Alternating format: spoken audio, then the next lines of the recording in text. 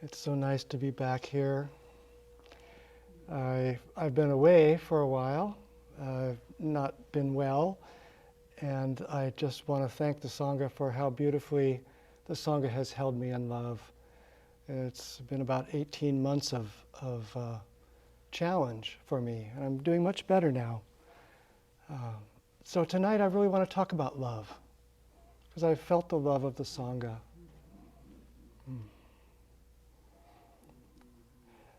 And I've thought about being away, and I see being away has been a gift for all of us. It's been a gift for me because I've had a chance to recover. And it's been wonderful for the Sangha because I've been out of the way. And the Sangha has done such a great job of growing into that space that I left. So I think it's just been great for all of us. I don't know what's going to come next or what's happening, but right now, I'm just happy to be here.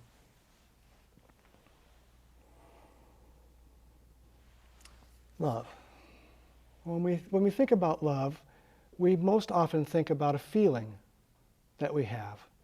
So we might have a feeling of warmth toward another person, maybe a feeling of responsibility or care, protectiveness, maybe attraction. That's all part of love. Those are really wonderful things to feel. But that's not really the kind of love I want to talk about tonight. I want to talk about love that's not so much a feeling as it is the deep truth about who we are. And that deep truth about who we are does contain some of those feelings of love, but it's not the same thing. And our practice in Zen is focused a great deal on love. We don't use the word that much, but I hope that maybe tonight I can show how our practice really is the practice of love. So how do we practice love? Well, we start here, right here in our own hearts. You know, that sentimental feeling of love, it's usually about our relationship to someone else, or maybe something else. You know, we can have a feeling of warmth and attraction to a McDonald's hamburger. You know, so it's just not just a person. We can love lots of things. But with this kind of love, we don't have to go outside ourselves. We start right here at home. And that's really important because the kind of love that I'm talking about, this deep truth of who we are, it's a foundation of our ability to live a happy, meaningful life. And I've noticed that people who do great harm in the world often didn't receive a good foundation of love. I did some looking into some people that I know have been harmful in the world, and I found out that a very common thing is that they did not have a loving environment in which they grew up. So for example, Adolf Hitler had a father who abused and humiliated him almost every single day. Charles Manson, his father was absent and his mother was a criminal in and out of jail. He didn't receive a foundation of love. Ted Bundy, he was probably fathered by his grandfather and grew up thinking that his mother was actually his sister. So imagine those sorts of environment, what it would be like to grow up with the foundation of love almost wholly absent. Terrible damage for those people. But those are the extreme cases, and I think all of us, to one degree or another, experienced some disconnect between how we wanted to be loved growing up and how we were actually loved. I bet all of us, if we look, have some feeling maybe of lack in us about that. And so what we do is we go out into the world and we try and get that from the world. We try and fill that sense of whatever's missing by getting it out there from a person, from a job, from money, from fame. And it never works. It never works. We'll never be able to feel what we hope to feel from some external source. And this is why we have to start here.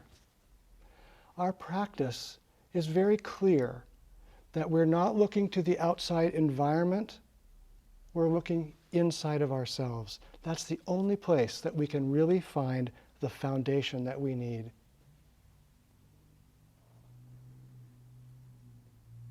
We can't expect others to love us the way we want to be loved. So we have to do that ourselves. We have to find that deep foundation ourselves. So how do we do that?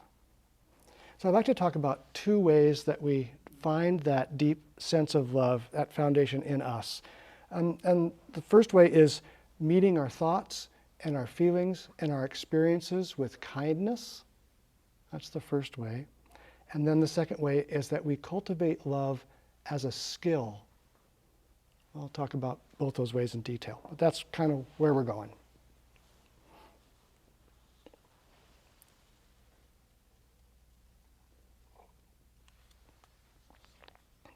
So let's start with meeting our thoughts and our feelings and our experiences with love. So as I mentioned about those extreme cases of those folks that did not get a good foundation and went on to do some very horrible things in the world, each of us has a little bit of that in us. And I think that all of our families have had good intentions, but we're flawed human beings. And so none of us got a perfect family. None of us was born into the perfectly loving environment. It just doesn't happen. We have a fantasy that it will, but it just doesn't happen. And so what our families do is they do teach us something about love, but they also teach us a lot about love's opposites. And they meet us in ways that are not necessarily helpful. So our families might, instead of teaching us about love, they might teach us how to cope with life with anger, or with domination, or maybe judgment of other people, condemnation of other people, competition, revenge, you name it. It could go on and on. These unhealthy ways that we learned to be in the world because our families were doing the best they could. And since we don't have the skill of love modeled for us, we usually demand that the world give us what we want. We didn't get it at home, so we're going to get it from the world. And we do all these things to try and get that love. And I think if you really look at that, you'll know that it doesn't work, right? You don't get loved by meeting the world with anger. You don't get loved by ruminating about how awful other people are. It just doesn't work. So in our practice, rather than demanding that the world love us, we meet the world with love.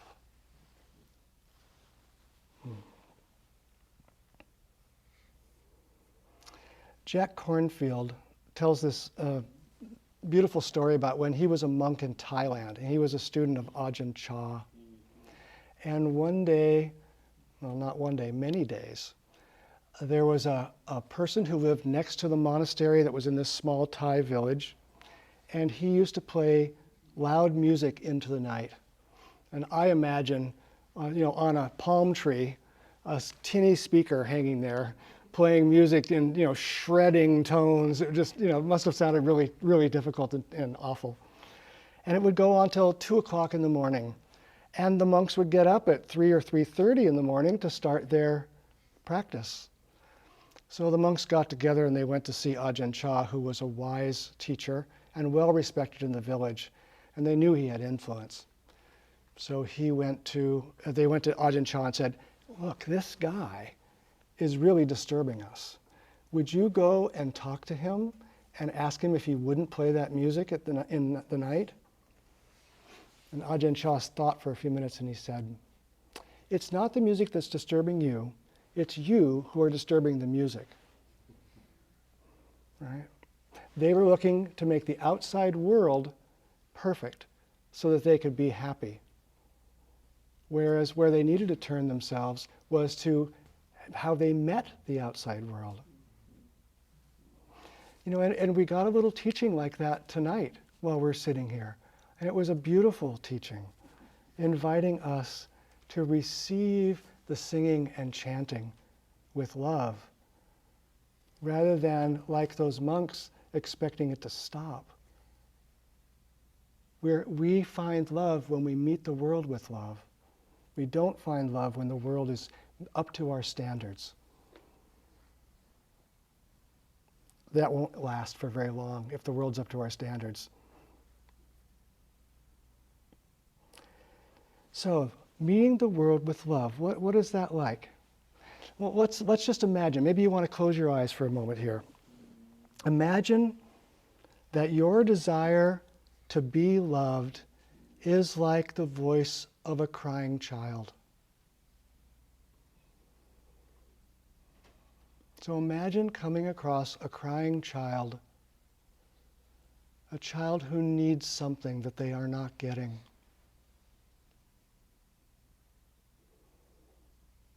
How would you like to meet that crying child? What would be effective for the crying child?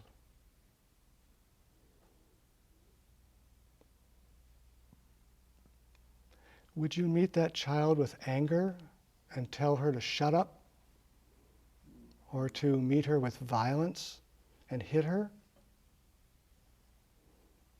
Would you tell her she was stupid? She shouldn't be crying? Phrase I heard a lot when I was a kid. Quit your crying or I'll give you something to cry about. Right? That was a popular phrase back then. Or might you meet that crying child with love? What would happen if you went to the child with the desire to understand what was happening,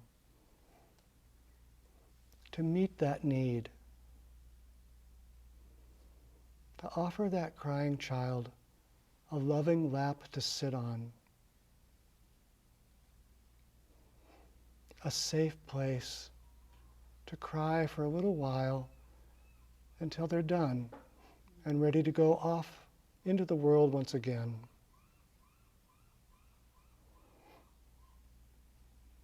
That's what it means to meet the world with love.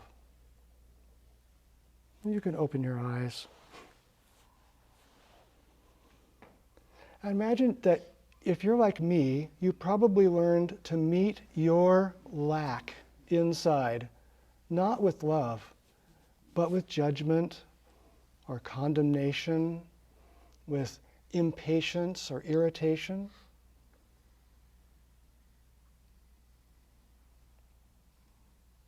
But we can do differently. We can meet those things with kindness.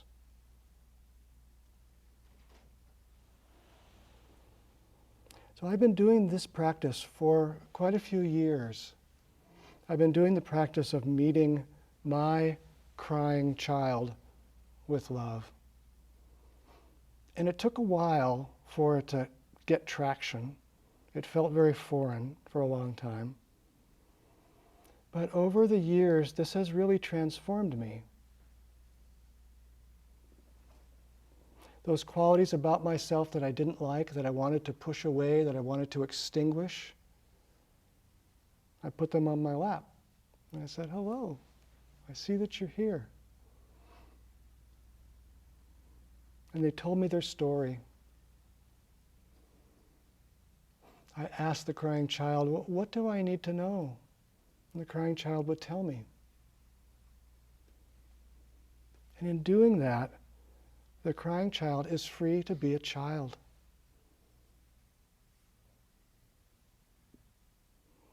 I'm a highly sensitive person, so a lot goes into me. I've been that way all my life.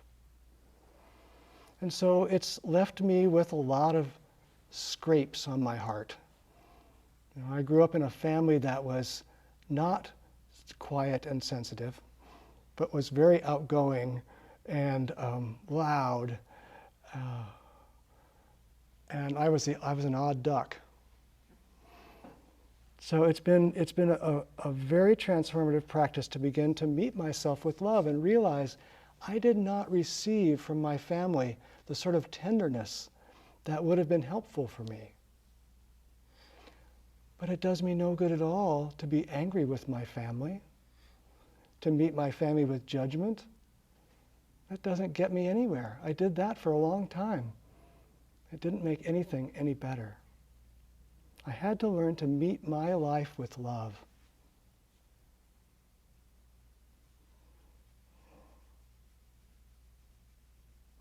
So now, rather than feeling overwhelmed by the feelings that come up in me, the difficult feelings, my practice is to notice them and name them. Ah, that's anger.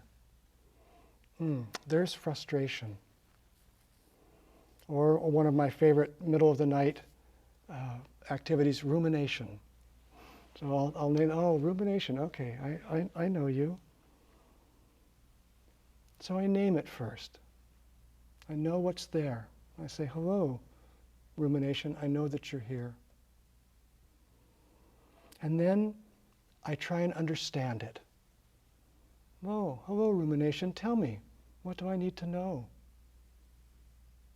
And sometimes it tells me. Sometimes it doesn't, but sometimes it does. I understand it. And then I meet it with kindness. I say, thank you. You're welcome. You're welcome to be here. We can do this together. So meeting life with love means those three things. It means to know what's happening and to name it. That's the first thing, to know it and name it. And the second thing is to offer it understanding. That curiosity, that open-heartedness that we can say, oh, I know that you're here. Please tell me. I do want to know. I'll listen to you. Understanding is the second, and the third is to greet it with kindness. That's what it means to meet our challenges with love. Can you imagine doing that rather than meeting our challenges with anger or judgment? How lovely that would be to live that way.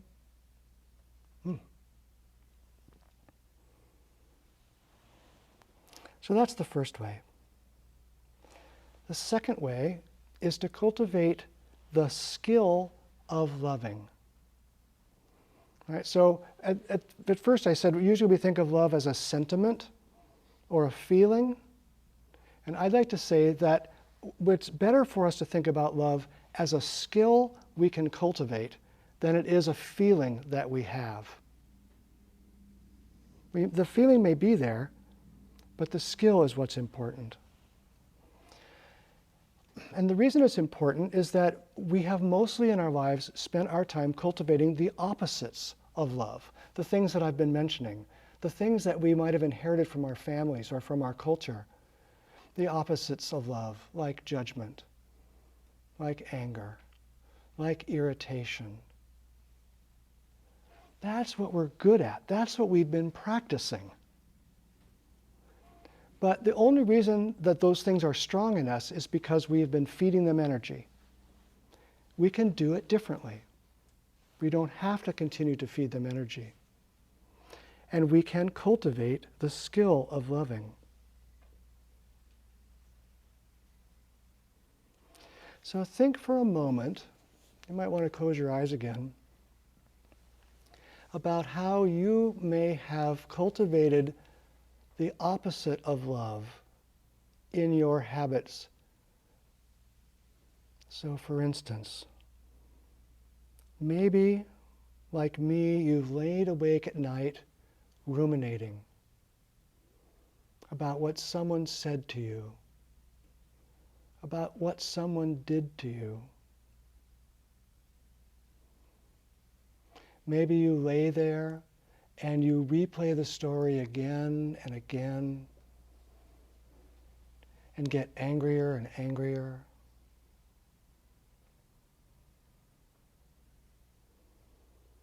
Does that help? Not in my experience. It just makes my rumination stronger.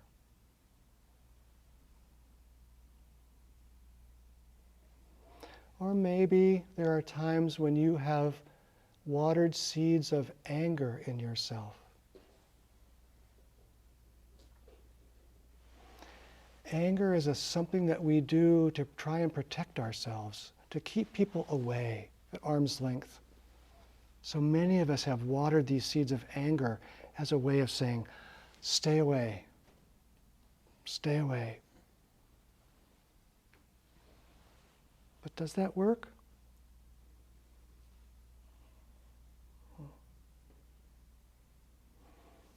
So maybe you open your eyes now. I think you'll probably see, if you look into your own heart, into your own history, you'll see that you have watered lots of these seeds. And there's nothing wrong with you for having done that. This is just the way we are. But we're here to learn how to do it differently. So how do we do it differently? Thich Nhat Hanh, our teacher, uses the metaphor of a garden when he talks about how to do it differently. And for those of us who are gardeners, we know that the seeds that we nurture, that we water, that we give the right amount of sunlight to, that we fertilize, those are the ones that grow. And the ones that we neglect are the ones that don't grow. So maybe we can start to water and nurture the seeds of love in us instead of those negative seeds. We have a couple of practices, we actually have many practices, but one tonight that I want to bring forward that helps to water these seeds of love in us in a loving response. And this practice is called metta. And metta is a practice that's been in Buddhist history since the beginning, probably predated Buddhism. And the purpose of metta practice is to over and over and over again water the seed of loving kindness in us. So there's 4 phrases that we often use for this practice. And you can use these phrases or you can make them your own. You can choose that your seeds need a different kind of fertilizer and you can change the words. But I'll give you the words that have traditionally been used and they may work for you. So the first line is this: may I be filled with loving kindness. May I be filled with loving kindness. The second, may I be well. May I be well. The third, may I be peaceful and at ease. May I be peaceful and at ease. And the fourth, may I be happy. May I be happy. Traditionally, when we chant the metta chant, or we recite this to ourselves, we do it 4 times. The first time through, we say, may I be filled with loving kindness, and through the other ones. And then we say, may you be filled with loving kindness. And then, may we be filled with loving kindness. And the last one, may all be filled with loving kindness. That's how it's traditionally done. And I'd like to suggest that you don't go beyond I. You don't go beyond I. And here's why. Here's why I suggest this.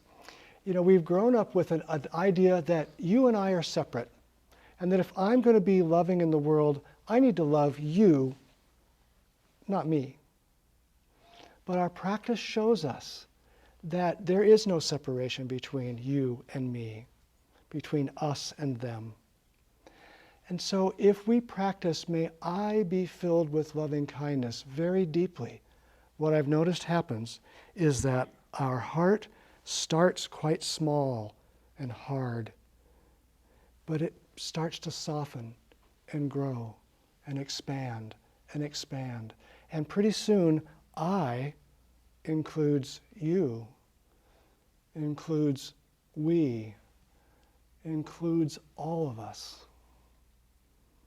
So I like chanting May I because I think it's a pure form of non-dualistic practice of love. That's my preference. So here's ways you can practice this. I would suggest that you set aside a time each day to do this. Start with just doing it for 1 minute. Just 1 minute. You might do this before you get out of bed. As soon as you open your eyes, you could have it written down on your nightstand.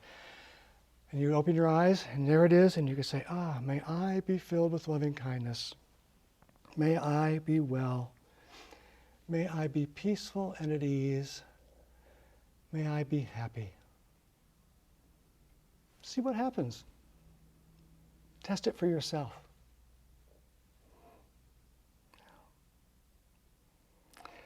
And another way that we can do this is to look really closely as we recite this at the words and what they are saying to you.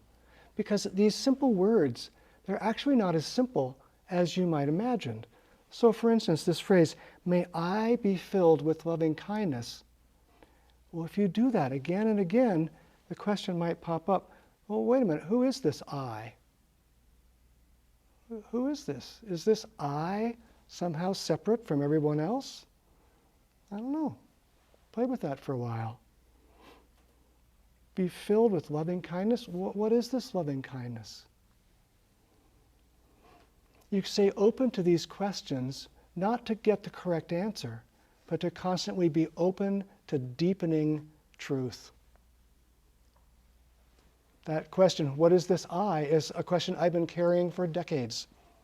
And I hope I don't have the answer. Because once I have the answer, my mind is closed. I'm done. I might as well stop. Right? Same with may I be well. What does it mean to be well? I've just been ill. It was really hard. But I had to find a way to be well even when I was unwell. You know, those moments were the only moments of my life. And even though I didn't feel well, and I didn't want them to be like that, that's all I've got. That's my life. So can I be well even then? Can I be well at 3 o'clock in the morning when there's no sleep?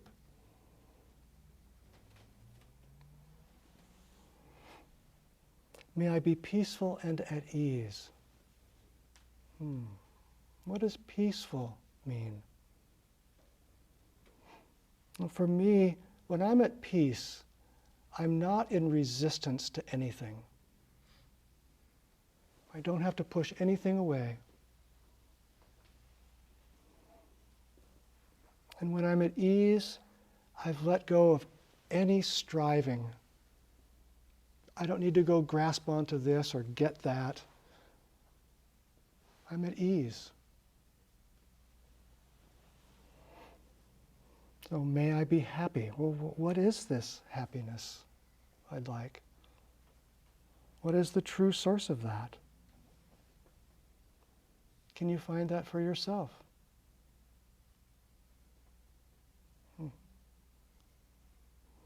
The point here is there's not a correct answer to get to. The point here is that you're opening the door to ever deepening exploration of the truth as you touch it directly. This is what it means to cultivate love.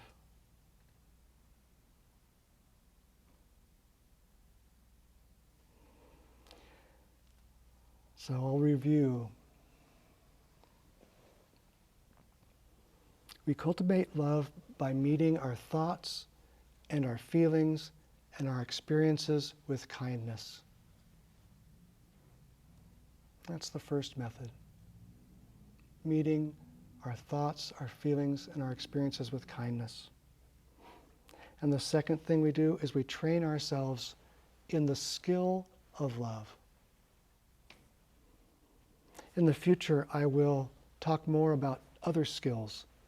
If we think about our practice, really every skill that we are learning here is about love. When we walk in meditation, how our feet touch the floor is learning love. How we breathe when we're sitting on our cushion is love. How we receive the people in the Sangha around us is about love.